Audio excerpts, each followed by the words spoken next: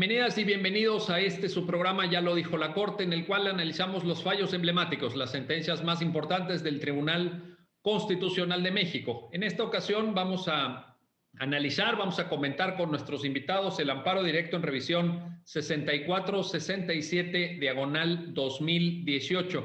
Esta es una importante sentencia de la Suprema Corte que nos va a permitir comentar, analizar, reflexionar alrededor de los temas de la libertad de expresión y concretamente la proyección de este derecho humano, de este derecho fundamental hacia el ejercicio profesional de la abogacía. Los abogados desempeñan una tarea de evidente interés público y esta sentencia nos ayuda a entender cuáles son los estándares que se aplican para el ejercicio de la libertad de expresión, de la libertad de prensa, la protección, naturalmente, que puede suponer un cierto dilema, una cierta tensión con el derecho a la intimidad, el derecho al honor, en fin, un conjunto de cuestiones que son analizadas en la sentencia. Y para entender su alcance, le doy la bienvenida al programa a Miguel Antonio Núñez Valadez. Miguel Antonio, muy bienvenido nuevamente a tu programa, Ya lo dijo la Corte. Gracias, un gusto estar con ustedes. Gracias, gracias a ti. Y le doy la bienvenida también nuevamente al programa, a su programa, a Patricia del Arenal. Patricia, qué gusto recibirte en tu programa. Muchísimas gracias, un gusto estar aquí.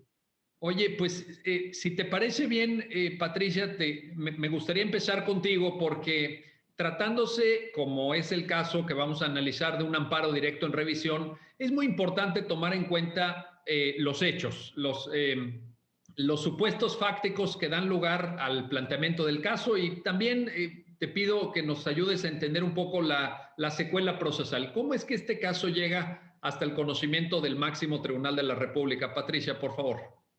Claro, perfecto. Sí, empezamos con los hechos, lo más básico. A ver, en 2015, un periódico local en el estado de Chihuahua publica una nota periodística. Es un periodista que publica un tema, empieza a abordar un tema acerca del posible acaparamiento de juicios laborales por parte de un pequeño grupo de abogados. Y específicamente se refiere a 12 abogados litigantes en materia laboral. Da sus nombres y comenta que ellos pues parece que están tomando demasiados casos, que utilizan ciertas vías, le llaman turbias, para acaparar esta cantidad, incluso miles de demandas laborales. Se habla de una entrevista con la entonces presidenta de la Junta Local de Conciliación y Arbitraje de la Secretaría de Trabajo y Previsión Social del Gobierno del Estado de Chihuahua, en la que ella supuestamente pues comenta estos puntos y explica que estas prácticas que se denominan turbias o coyoteras incluso de ciertos abogados dan lugar a que pues se acapare este mercado de demandas, ¿no? Y bueno, a partir de esta publicación, uno de los abogados que aparece en la nota, y es nuestro quejoso en el amparo que vamos a analizar, decide demandar y se va a un juicio ordinario civil, considerando que esta nota le difama, que le afecta en su honor y su reputación. No solo se va él, también su esposa en derecho propio y también en nombre de sus hijos menores. Demanda por la vía civil está la protección, exigiendo que se le repare el daño moral que se le ha causado con motivo de esta publicación que considera es infundada, que obviamente se le está desprestigiando de manera, digamos, irresponsable, ¿no? En primera y segunda instancia se le niega la razón y con motivo de eso promueve un juicio de amparo directo. Claro, en el amparo directo ya estamos en condiciones de analizar cuestiones de constitucionalidad propiamente, ¿no? No nada más cuestiones probatorias, que sí se ven, pero el énfasis ya está puesto en el alcance de la libertad de expresión frente a el derecho al honor y el derecho a la vida privada. Puesto así el tema, es que el tribunal colegiado analiza esa cuestión. Ahorita me imagino que detallaremos más qué dijo, pero bueno, en esencia, el tribunal colegiado niega el amparo y no le da la razón al quejoso, a este litigante en materia laboral, debido a que considera que es una persona con proyección, es una persona privada con proyección pública.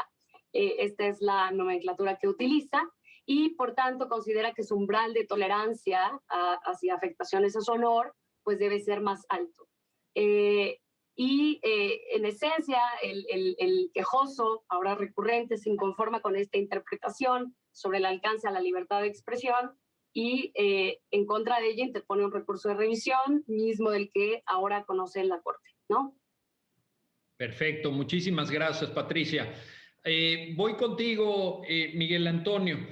A ver, yo creo que Patricia ahorita nos acaba de plantear con gran claridad la esencia del asunto y lo que identificamos ahí, Patricia misma lo narraba en este detalle del sustento fáctico, es una discusión acerca del tema, el tema que tiene que ver con el ejercicio profesional de la abogacía, con algunas apreciaciones de una servidora pública en relación a que un grupo de abogados acaparan asuntos en materia laboral allá en el estado de Chihuahua. Otra cuestión que tiene que ver con la calidad de la propia persona en su ejercicio profesional, esto que Patricia denomina y recuerda, citando obviamente a la sentencia, una persona privada con proyección pública y el criterio para imputar eventualmente responsabilidades por violar el derecho a la intimidad y el derecho al honor. Vámonos sobre cada uno de estos aspectos, si te parece. El tema es relevante, es un tema que se debe conocer, que se debe discutir, que un servidor público debe ventilar en una entrevista periodística o no. ¿Qué pasa en primer lugar con el tema, por favor?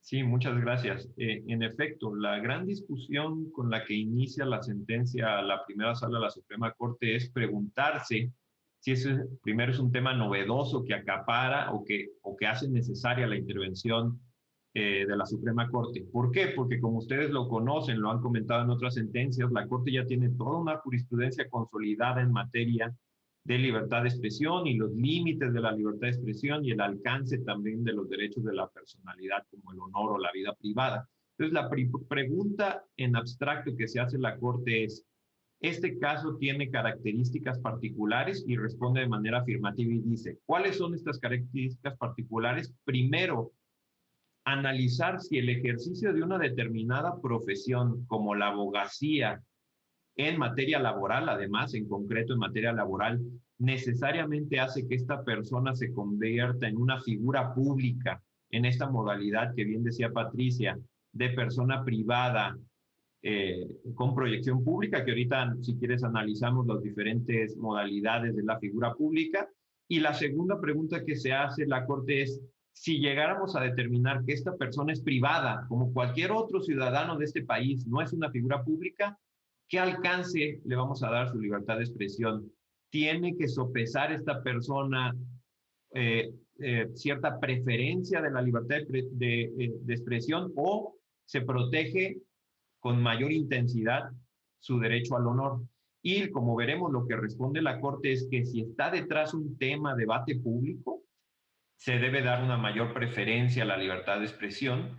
Y entonces lo que analiza y empieza a hacer la sentencia a lo largo de varias páginas es precisamente analizar todos estos conceptos, delimitar cuándo estamos ante temáticas comprometidas de interés público, cuándo estamos ante figuras públicas y aplicarlo al caso concreto de un abogado que participa en el aparato de justicia y en el aparato de justicia en concreto en materia laboral.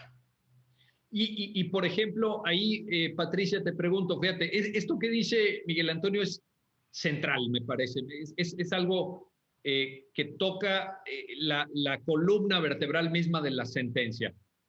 Se habla de prácticas por parte de profesionales del derecho que pudieran suponer un límite, un lindero con prácticas, digamos, poco éticas, con un ejercicio de la abogacía, déjame ponerlo entre comillas, cuestionable. ¿Hay un interés público ahí?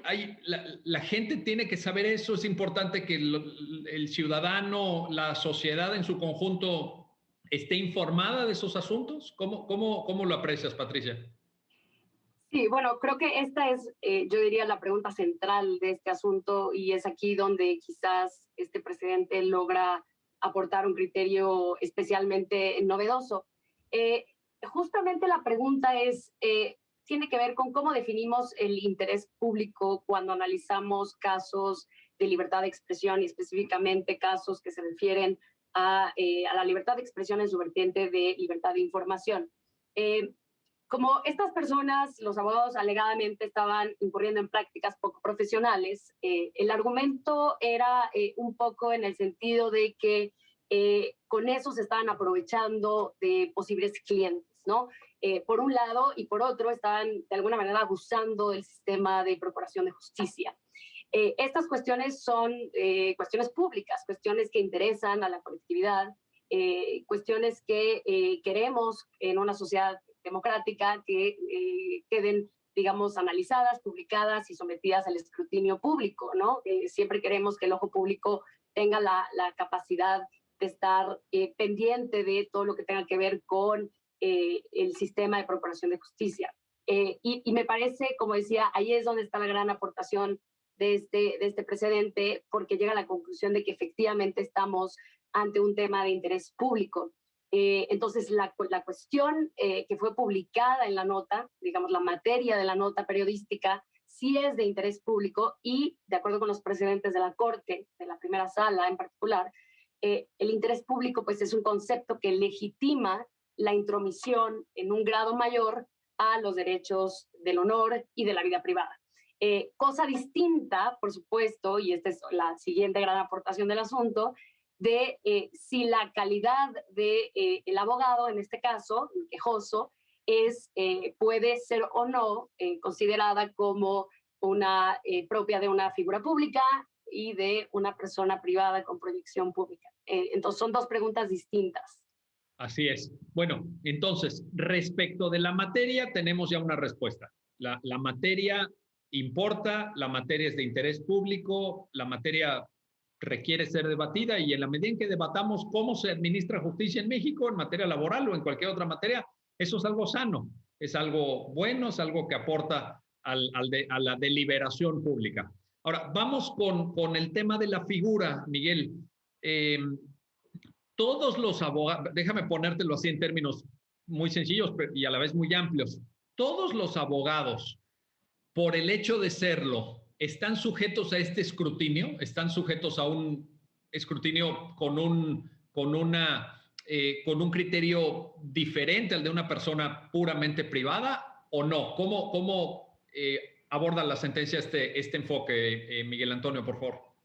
Sí, para contestar esta pregunta quisiera incluso irnos un poquito atrás sobre cómo inicia el desarrollo argumentativo de la sentencia. La sentencia hace la exposición de ya muchos precedentes reiterados sobre qué se necesita para alguien que se dice dañado en su honor pueda conseguir una reparación ulterior, ¿no? En este caso, una responsabilidad extracontractual por el daño al honor, ¿no? Y dice, hay que cumplirse con todos los requisitos de este tipo de demandas, que haya un daño ilícito, causalidad, etcétera, y trae a colación los precedentes de la primera sala donde explícitamente se dice cuáles son los elementos clave a valorar en este tipo de casos. El primero, que analicemos cuál es el contenido de las expresiones para diferenciar entre opiniones e información.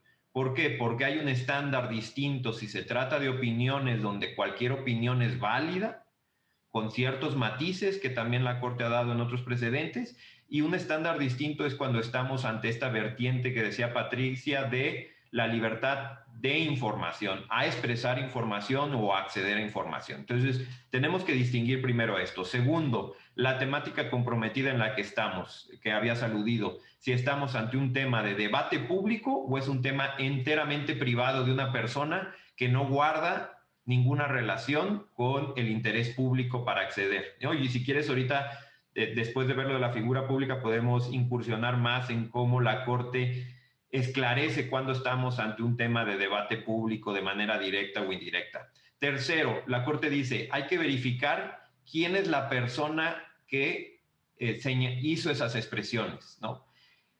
Si es una periodista, si es un ciudadano normal, si es un servidor público, lo cual ahora es de mayor trascendencia porque la Corte Interamericana tiene criterios específicos sobre la diligencia que deben de tener los servidores públicos al expresar información, ¿no? y es un tema de debate en el constitucionalismo contemporáneo e incluso en nuestro país en las últimas fechas.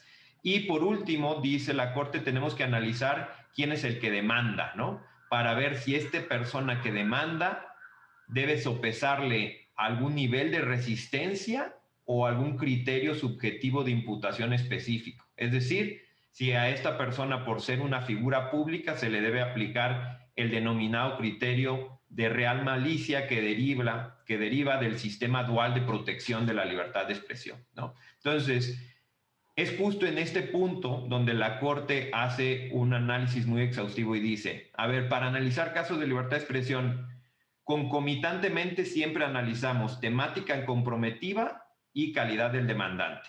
Y en la calidad de demandante, dice la Corte, hay que ser muy explícito. Se tiene que analizar la actividad, no la calidad o quién es el sujeto que viene, sino cuál es su actuación, su actividad en el ordenamiento jurídico, en el aspecto social, en el aspecto económico.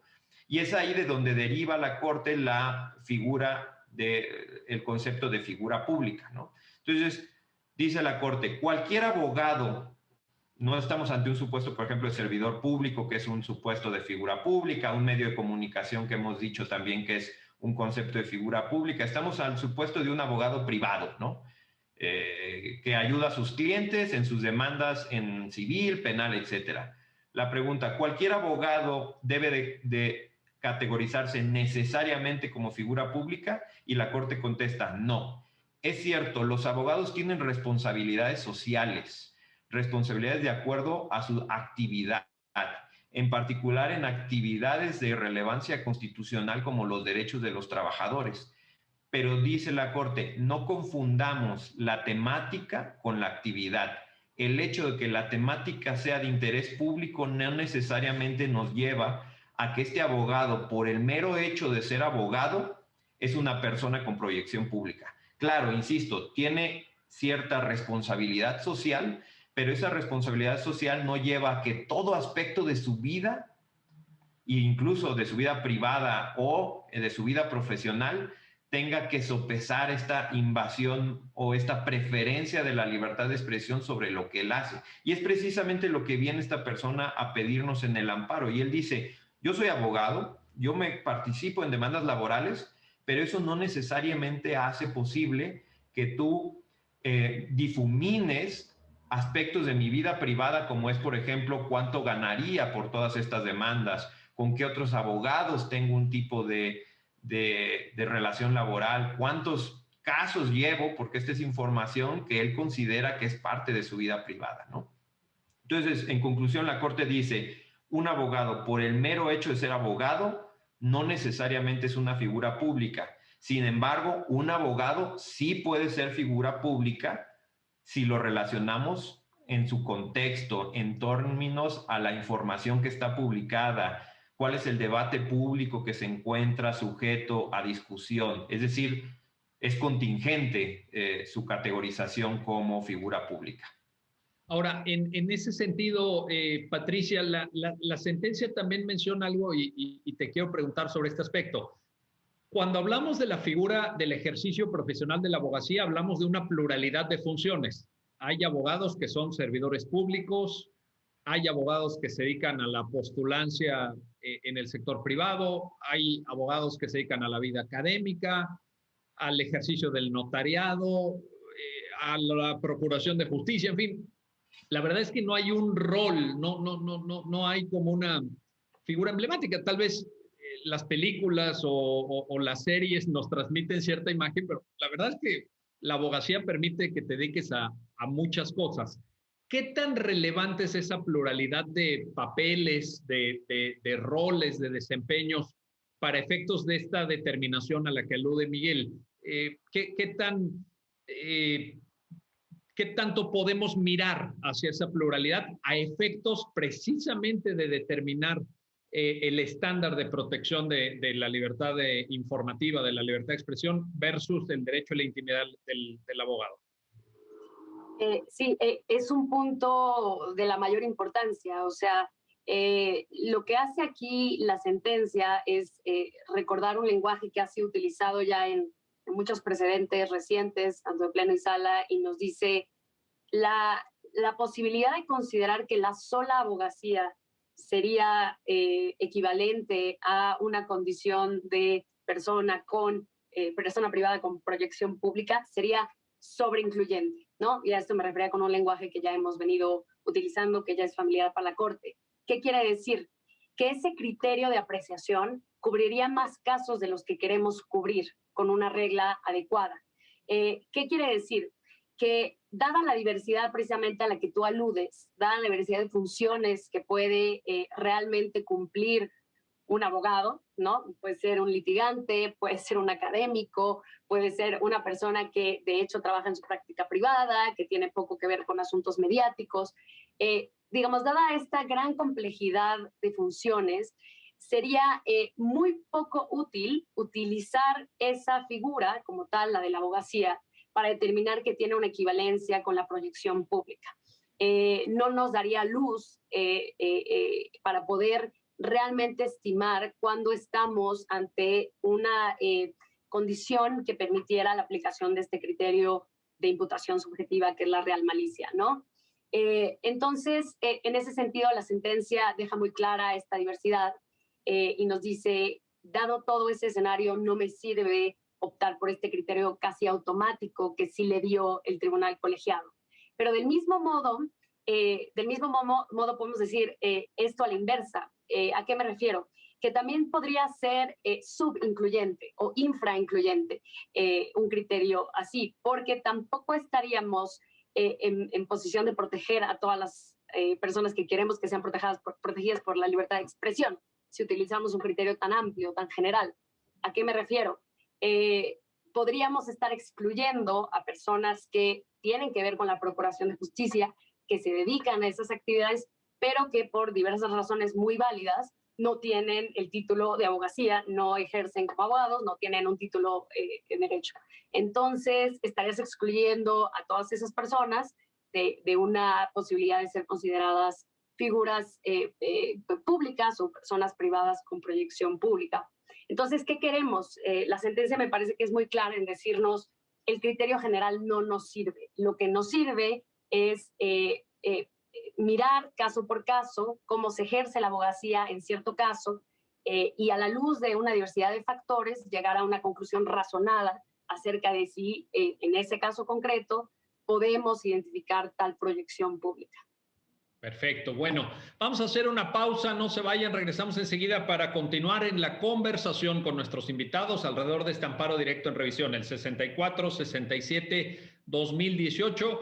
Y ya lo ven, ya lo han escuchado de parte de las intervenciones de nuestros invitados, los estándares de libertad de expresión, de libertad informativa, pero proyectados específicamente al ejercicio profesional de la abogacía. Regresamos enseguida.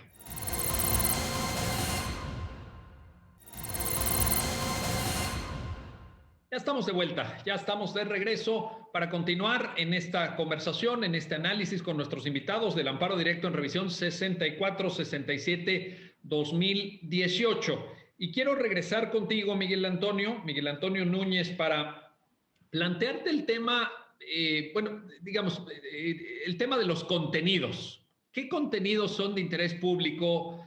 ¿Qué contenidos no lo son? Porque te lo quiero preguntar de esta manera. Parece difícil que un tribunal saque una especie de lista, que haga una taxonomía. Esto es de interés público, esto no es de interés público. ¿Será que los jueces sean los actores idóneos para llevar a cabo esa determinación o esto se tiene que dejar a una especie de mercado de las ideas, ese concepto famoso del Justice Oliver Wendell Holmes? ¿Cómo avanzar con cierta seguridad, con mucha precaución desde el punto de vista del ejercicio de la función judicial en la determinación de contenidos de interés público? Miguel Antonio, por favor. Sí, esta pregunta es muy interesante porque quizá es uno de los supuestos más difíciles de concretización por parte de un tribunal, como tú bien lo implicas en tu pregunta. ¿Qué dice la Corte? Lo primero que hay que entender es que esto no es un criterio formal, es decir, no hay una respuesta única no se puede establecer una lista, obviamente, de temas de debate público. Dice la Corte, usualmente el debate de la política, el debate electoral, por decirlo de esa manera, claro que va a entrar en el debate público. Pero, por ejemplo, no toda la información que entre de este debate público, por ejemplo, si meten información totalmente privada de uno de los actores, podría discutirse si esto incluso forma parte del debate público de manera suficiente o no. Entonces, la Corte dice, salvo esta presunción del discurso político, lo que tenemos que hacer siempre es una valoración material, sustantiva. Y utiliza aquí dos conceptos que ya los ha traído de jurisprudencia previa y que son conceptos que vienen del derecho comparado, en donde dice, para analizar la temática comprometida en el asunto tenemos que hacerlo, podemos hacerlo por vía directa o por vía indirecta. Por vía indirecta significa que el tribunal tiene que analizar el contenido de la información o la actividad del sujeto, ¿no? Y entonces, a partir de este análisis, verificar su relación con un supuesto tema o debate que le interese al público debatir, ¿no? Y segundo, dice la Corte, la segunda manera que podemos identificar que hay una temática de interés público es de vía indirecta. Y esto no se determina por el contenido de la información, es decir, por lo que leamos de la nota publicada, por ejemplo, sino su conexión o su relación con un tema de interés público previamente identificado. Y una vez que determina esto, la primera sala dice, bueno, si va a ser directo o indirecto, ¿cuándo en realidad estamos ante esta valoración del contenido o de esta valoración indirecta para un tema de debate público? Y dice, y aquí se enfrenta a un supuesto muy complejo, dice, vamos a tomar una valoración descriptiva de lo que es interés público, es decir, el interés público será todo aquello que la sociedad considere interesante en sentido amplio, es decir, todo lo que cualquier grupo de personas puede decir, esto nos interesa, pues por una preferencia totalmente subjetiva. Imagínense, pues, aunque este no es un caso de esto, pero unas imágenes de un artista, ¿no? Hay necesariamente, porque la sociedad quiere ver estas imágenes de un artista, podemos categorizar eso como interés público. Y la otra perspectiva que denota la primera sala es esta perspectiva valorativa, que dice o significa que solo sería interés público la información que realice una contribución meritoria o valiosa para el interés general, ¿no? Y lo que se pregunta aquí la primera sala y dice, si tomo la primera, la versión descriptiva, cualquier cosa va a ser de interés público porque hay muchas personas que hay tantas valoraciones como personas puede haber en el mundo, ¿no? Segundo, la perspectiva valorativa, dice el tribunal, es muy difícil de aplicar. ¿Por qué? ¿Quién es la Suprema Corte para decir qué discurso es más valioso que otro? ¿Qué información es mucho más importante que otra información?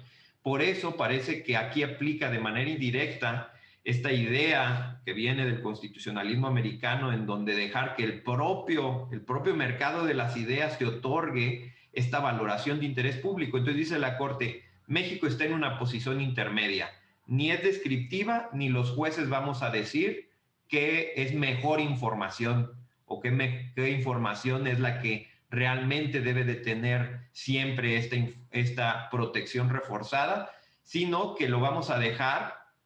Y lo cito aquí de manera textual, lo que dice es, una información se vuelve de interés público cuando miembros de la comunidad pueden justificar razonablemente un interés legítimo en su conocimiento y difusión. Obviamente es un concepto jurídico indeterminado que va a depender de cada caso concreto, del contexto, de las pruebas, de la forma en que se usó el lenguaje, del contexto en que incursiona sobre la discusión en ese momento que esté en el debate público, etcétera. O sea, no hay una respuesta dada y es un aspecto muy complicado. Sin embargo, solo quiero aquí subrayar, la Corte no quiere ser la que de manera valorativa va a decir qué es más bueno o qué es mejor o qué información tiene mejor calidad que otra. Quiere que sean el propio debate público quien aporte esa calidad para efectos de aplicar entonces los estándares constitucionales de libertad de expresión o de protección del derecho al honor o a la vida privada. Oye, y en ese sentido, Patricia, fíjate, lo que está diciendo Miguel Antonio es muy importante porque, por un lado, podemos observar, déjame ponerlo en estos términos, una especie de frontera móvil, una especie de frontera porosa que no está claramente fijada ex ante, ¿no? de antemano, entre la libertad de expresión, incluso en la vertiente de libertad informativa, libertad de prensa, y el derecho al honor, a la intimidad, a la vida privada, etcétera. Y también observo en el muy claro comentario de Miguel Antonio una carga argumentativa, esta necesidad de argumentar, de justificar, de demostrar para ver si nos ubicamos en una zona de protección, de ejercicio de libertad de expresión o en una zona de protección de la vida privada. Cuéntanos ahí un poco tu apreciación, tu comentario y sobre todo porque esto te imaginarás, Patricia, pues interesa mucho a los abogados que están viendo el programa. Los abogados que están viendo el programa dicen, oye, pues es que esto se nos aplica a nosotros y queremos saber cómo guiarnos, cómo orientarnos en esto, si fueras tan amable, por favor. Así es un punto bien importante. Claro, ante la pregunta de cuándo sí, cuándo no, es difícil contestar y en ese sentido, lo primero que hay que decir es que estamos frente a estándares, estamos entre estándares de aplicación que, como bien adelantabas, lo que requieren siempre es un ejercicio razonado de argumentación por parte de sus aplicadores. Creo que esta sentencia precisamente lo que busca es darnos una guía acerca de cómo enfrentarnos ante varias preguntas, pero siguiendo, por ejemplo, la última, cuando estamos ante interés público, digamos, la respuesta no se logra mediante intuiciones, afirmaciones dogmáticas, no se logra tampoco de manera autómata, todo lo contrario, tenemos que ver, para empezar, la complejidad del problema que está ante nuestros ojos y dos, tenemos que razonar cada uno de estos puntos. Ahora, es bien interesante esta postura intermedia que toma la Corte para identificar el tema de interés público, porque claramente dice, oye, la Corte no tiene legitimidad para andar diciendo cuáles son los valores públicos, ¿no? O sea, de hecho, esto depende precisamente, si queremos vivir en un Estado democrático, esto precisamente depende de la democracia. La democracia es quien decide qué es lo relevante, pero sí que podemos identificar cuando un tema está vinculado con las condiciones de participación en la vida pública, precisamente en función de lo que se ha considerado relevante para la vida pública. Este es el caso. Entonces, es bien interesante lo que planteas porque no es una respuesta, digamos, de sí o no, ¿no? Es poroso el estándar, pero sin duda eso no nos deja en un estado de incertidumbre o de discrecionalidad excesiva, me parece que no, me parece que por el contrario, lo que hay que ver son las razones que dan los tribunales para esto, la Corte en este caso, pero también los órganos que aplican los razonamientos del Tribunal Constitucional, y en ese sentido, pues los abogados litigantes que esperan entender mejor de qué manera o cómo anticipar sus posibilidades de éxito ante un litigio similar, me parece que lo que tienen que hacer es estudiar los razonamientos y acercarse a la lógica de la sentencia. Yo recuerdo una afirmación muy interesante que leía hace un tiempo en uno de estos libros de la doctrina norteamericana sobre libertad de expresión y en particular sobre la primera enmienda. Y en el prefacio se decía que se requiere más de un curso solo para la primera enmienda, más de un curso en materia constitucional, es decir, por lo menos recomendaba 3. Y eso te habla no solo de la importancia de reconocer la complejidad de la doctrina, sino también en no sentirse, digamos, me parece que no es no tener animadversión a una sentencia compleja que termina por dar estándares complejos y nos invita a mirar a los casos concretos, sino por el contrario, verlo como un ejercicio de elaboración doctrinal, complejo, poroso, sí, pero que es nuestro mejor, me parece, sin duda, la mejor alternativa que tenemos para defender todos los derechos que están involucrados, que son varios en casos como estos. La libertad de expresión, en su vertiente de información, y por supuesto el derecho al honor, a la vida privada y los intereses muy legítimos que tienen las personas de que no sean difamadas, ¿no? Oye, esto que dices de no tenerle miedo a la complejidad es importantísimo. Me encanta ese comentario porque realmente la complejidad no es artificiosa en la sentencia. No es que la sentencia quiera complicar las cosas o no dar una respuesta blanco o negro o sí o no.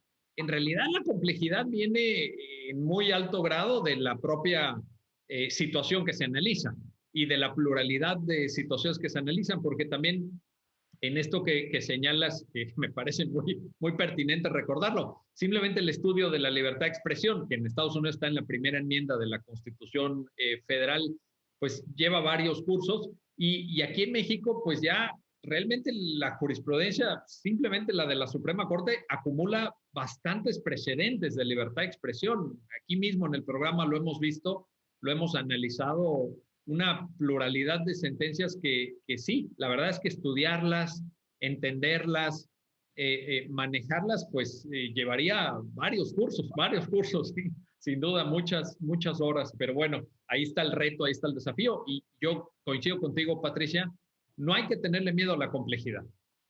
Por eso estudiamos también y por eso nos tenemos que mantener actualizados, etcétera.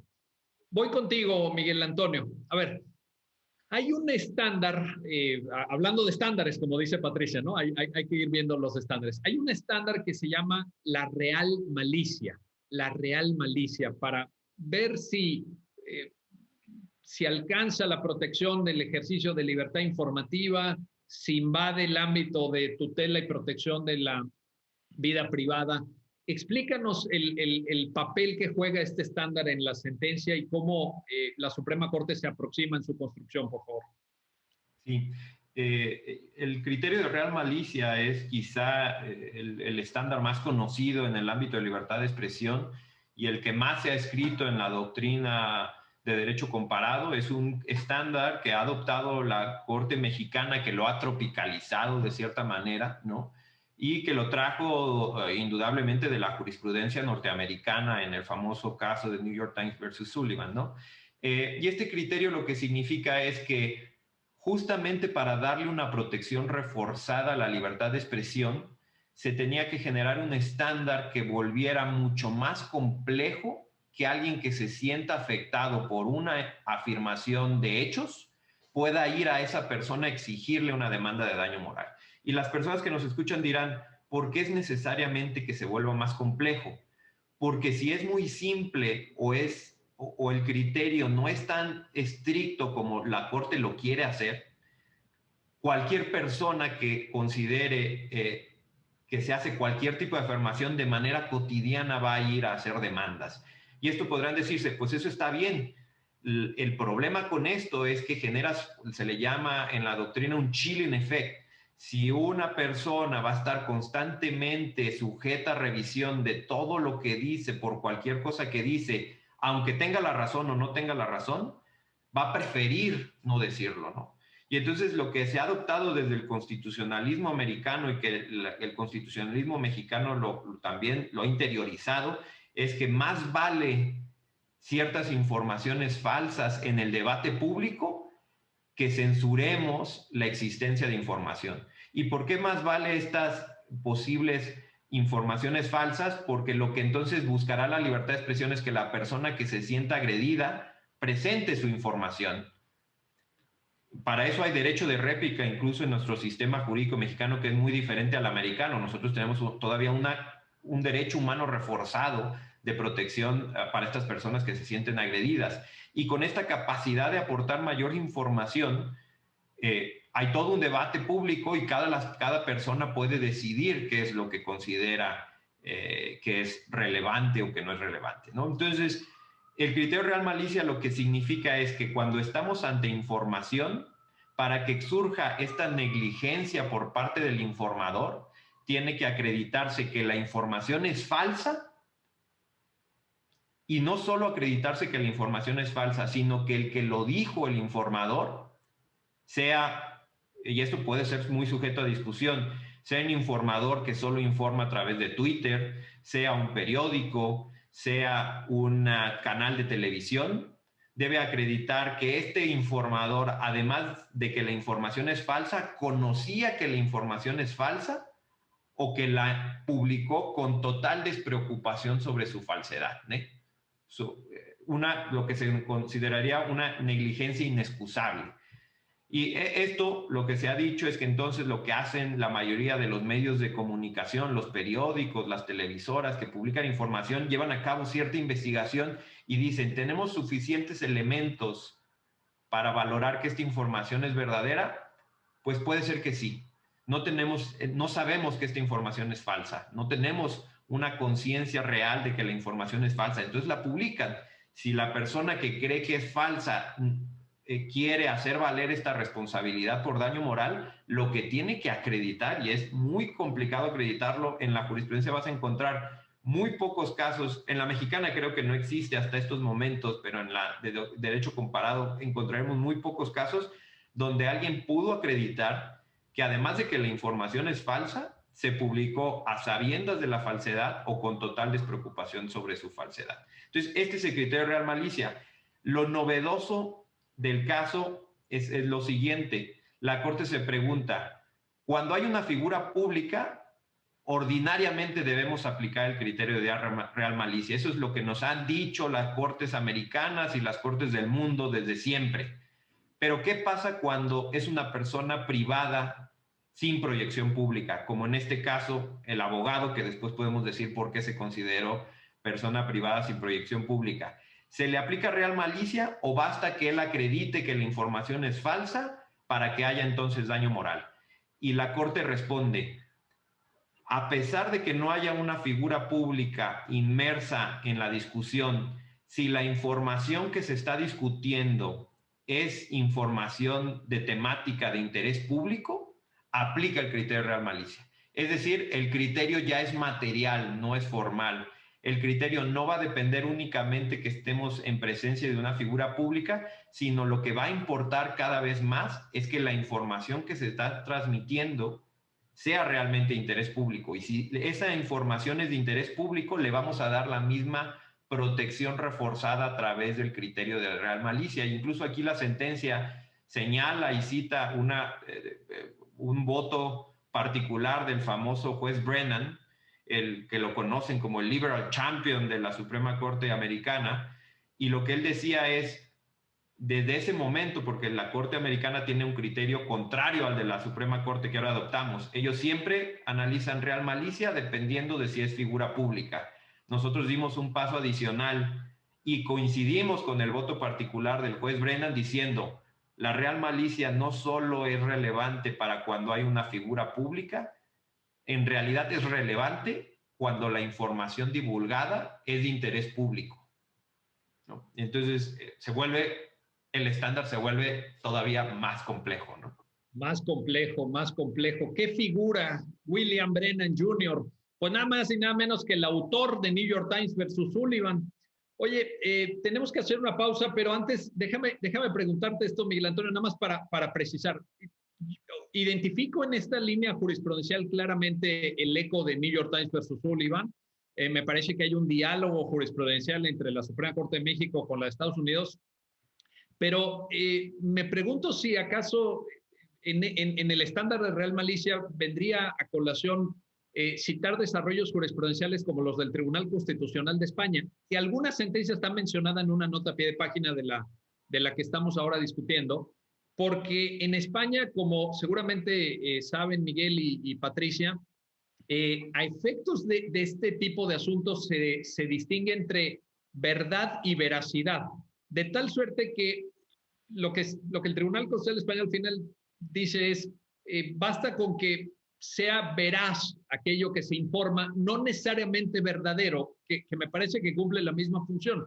Lo que te quiero preguntar, y es lo que me llama la atención un poco, es que no es una vertiente jurisprudencial que haya explorado nuestra Suprema Corte en materia de libertad de expresión y que de pronto pudiera ser de cierta utilidad y establecer también un diálogo con la jurisdicción constitucional de España, por ejemplo. ¿Cómo lo percibes tú como especialista en estos temas también? Sí, es muy interesante porque de hecho el concepto de veracidad sí está inmerso quizá en la primera sentencia importante que viene del 2005 de libertad de expresión. Eh, Ahí se incluyó, me recuerdo muy bien, en ciertas afirmaciones que lo que importaba era la veracidad, ¿no? Y este concepto de veracidad tiene mucha relación con la real malicia. ¿Por qué? Porque obviamente la real malicia, si dependiera únicamente de la verdad o falsedad, se quedaría en el estándar de que acreditación de la falsedad. Pero la real malicia no solo es eso, la real malicia impone un estándar más gravoso y dice, se debe de acreditar no solo la falsedad, sino que se publicó la información a sabiendas de su falsedad o con total despreocupación. Y eso lo que involucra, o tiene mucho sentido con lo que acabas de decir, el tribunal permite cierta información que no es verdadera, siempre y cuando haya una protección de este concepto de veracidad, este concepto en donde si hay cierto suficiencia necesaria del informador para verificar que no está actuando totalmente eh, dolosamente, se va a permitir que haya esta circulación de las ideas porque es más benéfico que circulen las ideas, aunque posiblemente circularán ideas que no estén totalmente cercanas al mundo fáctico, a la realidad objetiva, si eso es posible, ¿no? A que censuremos esta circulación de las ideas, ¿no? Entonces, sí es verdad, la Corte no ha hecho muchísimo hincapié en la veracidad, pero sí es algo que se encuentra y lo van a encontrar en estas primeras sentencias que la Corte mexicana emitió en el 2005, de donde derivó el sistema dual de protección que actualmente tenemos. Correcto. Bueno, vamos a hacer una pausa, no se vayan, regresamos enseguida para continuar en la conversación con nuestros invitados sobre este amparo directo en revisión, el 6467 diagonal 2018. Regresamos enseguida.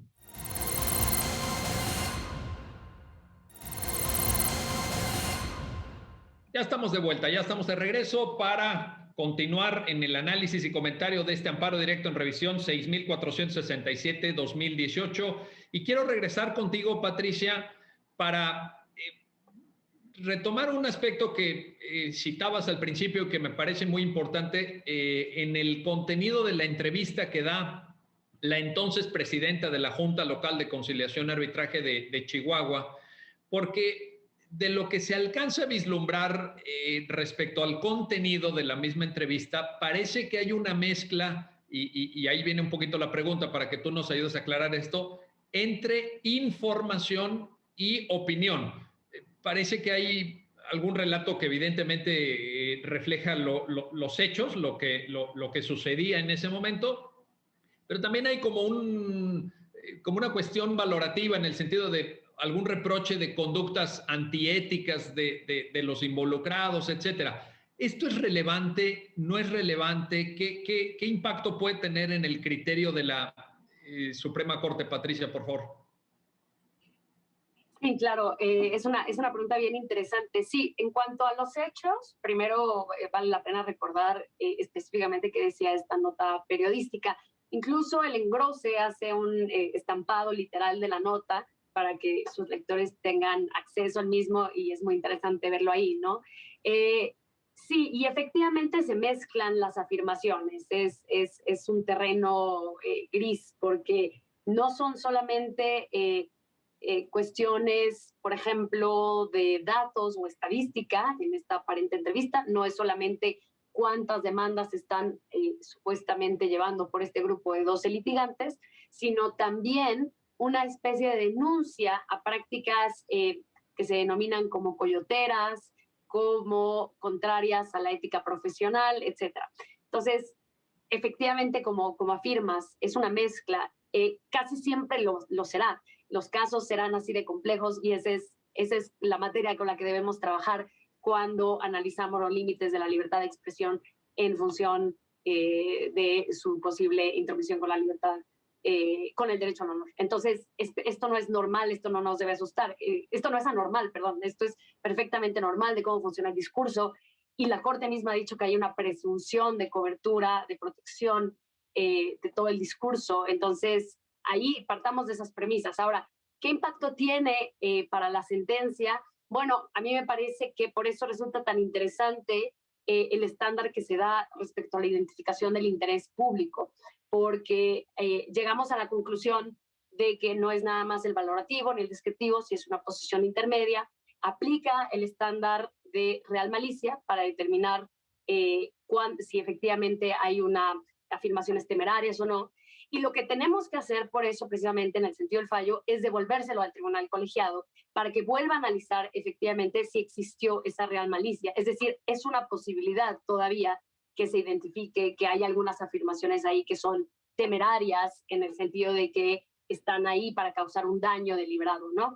Entonces, eso es algo que queda pendiente y es propio de las resoluciones de la Suprema Corte en amparo directo en revisión, que no nos enfoquemos a los temas de legalidad, sino que los vea el tribunal colegiado, y me parece que ahí el colegiado podrá evaluar y distinguir qué aspectos sí son efectivamente, podrían haber sido, no lo sabemos, materia de que pasan este estándar de real malicia, ¿no? Ya como criterio de legalidad, ya no. Como criterio de legalidad. Exacto, sobre la base de la doctrina que la propia sentencia fija y establece. Muy bien. Oye, a ver, Miguel Antonio, hay una mención, bueno, varias de hecho, aparece en la sentencia el tema del derecho de réplica. ¿Qué tan importante es el derecho de réplica? ¿Cómo juega también en esto de que se trate de una persona pública o de una persona privada con proyección pública? ¿Qué papel juega en el contexto del debate que estamos analizando? Por favor, Miguel Antonio. El derecho de réplica en la sentencia, incluso para la aplicación de la real malicia, es esencial. Porque primero dice, hay ciertos elementos, que es el estándar que invitamos a los abogados a analizar en la sentencia, que te pueden dar pie a cuando hay una figura pública. Estos elementos son, por ejemplo, que tu actividad tenga una relación con un suceso importante en la sociedad, o que tú decidas voluntariamente participar en el debate público o hacer pública cierta información, o que obviamente te desempeñes como servidor público, o que tengas una posibilidad de acceso a los medios de comunicación y a la opinión pública mayor que otra persona.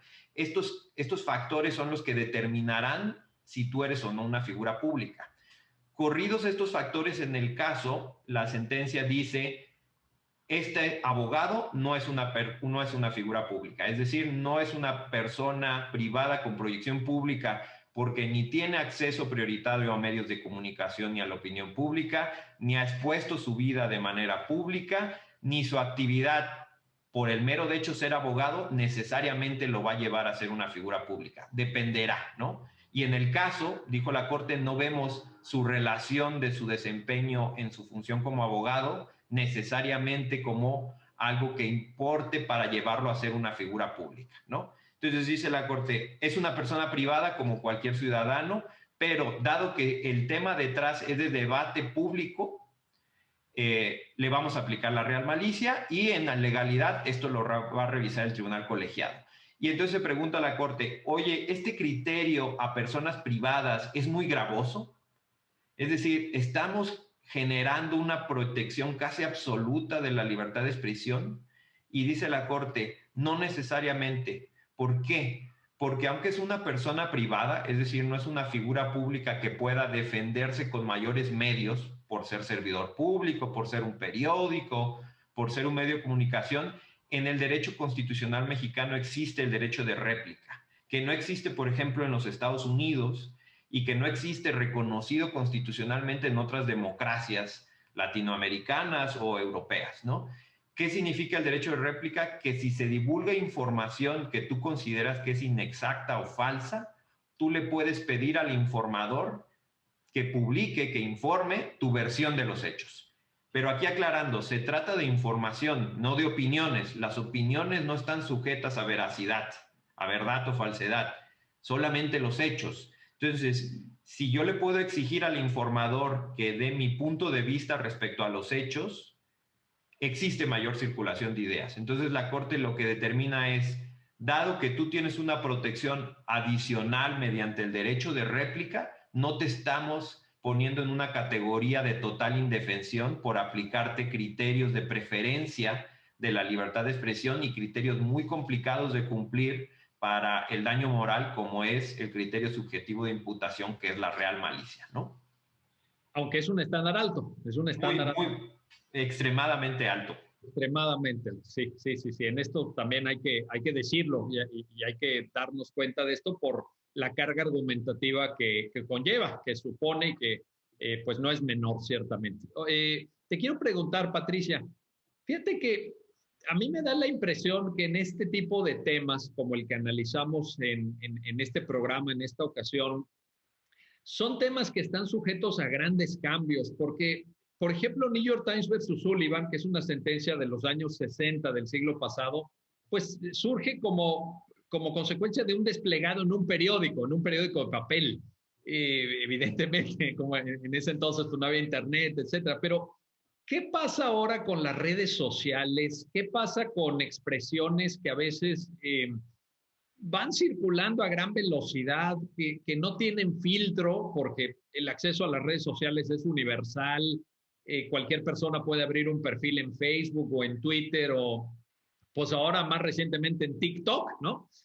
¿No te da la impresión, Patricia, ya para acercarnos al final del programa, no te da la impresión de que esto puede estar cambiando de forma acelerada? Ya ni te digo en los próximos años, tal vez en el presente y en lo que vendrá. No tenemos que ir poniendo ojo también y atención a nuevos aspectos, nuevas perspectivas de la libertad de expresión y la libertad informativa. ¿Cómo lo valoras, Patricia, por favor? No, sin duda, creo que los retos, los avances tecnológicos van a poner a prueba varias de las premisas que están en nuestras sentencias y, por supuesto, lo han hecho respecto a esas grandes sentencias que utilizamos, ¿no? Como paradigmas. New York Times v. Sullivan es obviamente una que se ha visto puesta a prueba con el paso de los años. Me parece que tenemos que reimaginar qué es el foro público, tenemos que reimaginar qué es la deliberación, quiénes deliberan, cómo identificamos la calidad de los sujetos. Son los grandes retos. Me parece que sentencias como esta nos preparan para ello, pero sin duda no hay punto final en esto y necesitamos seguir incrementando nuestra doctrina, nuestro estudio constitucional. Ese es el reto y vaya, qué nivel de desafío para los profesionales del derecho y para la tarea que tiene que seguir haciendo en esta construcción jurisprudencial la Suprema Corte.